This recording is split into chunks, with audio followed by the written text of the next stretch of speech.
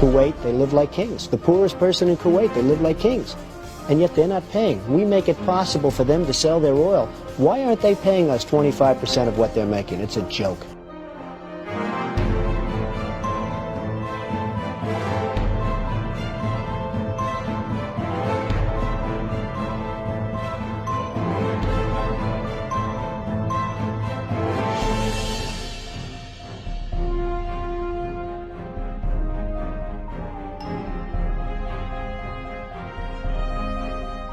Why didn't we say, we want 50% of your oil forever, or we're not letting you go back in?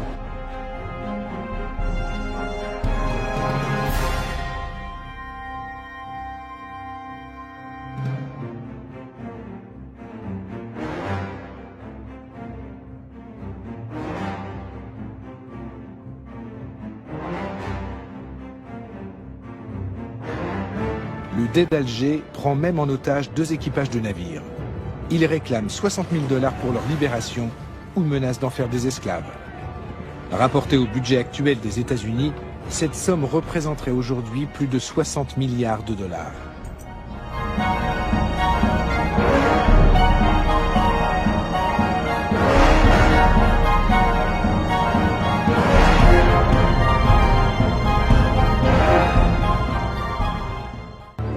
Nous les avons achetés. L'Amérique a conclu avec Alger un traité de paix. Un tribut de plusieurs millions de dollars qu'on leur verse, chaque année. Une somme de l'ordre de 20% des recettes de l'État. Il y a longtemps qu'on aurait dû investir cet argent dans des forces de frappe militaires puissantes. C'est bien vrai, ça. 20%, rendez-vous compte. On aurait pu régner sur les océans. De nos jours, il paraîtrait invraisemblable que les États-Unis se laissent dicter ainsi leur conduite. Mais même pour la jeune République, l'humiliation est cuisante.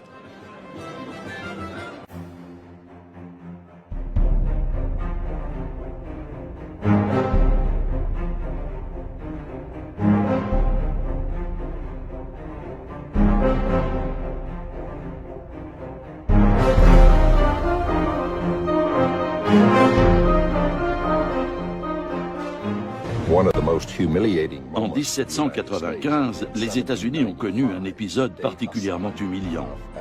Le Dey Hassan, le régent d'Alger, a exigé que les Américains lui construisent un navire au lieu de lui verser un tribut en espèces sonnantes et trébuchantes. Il devait livrer à Alger une frégate d'une 40aine de canons doublée de cuivre. Le président George Washington a écrit qu'il en avait été extrêmement mortifié. Mais les États-Unis étaient faibles à cette époque, et le président a jugé que son pays n'avait pas d'autre choix que de s'exécuter. Il savait pourtant bien qu'avec ce navire de guerre, les Algériens captureraient de nouveaux vaisseaux marchands américains et européens. Les Américains sont piqués au vif par tant d'impertinence et décident de construire des navires encore plus rapides, conçus pour durer.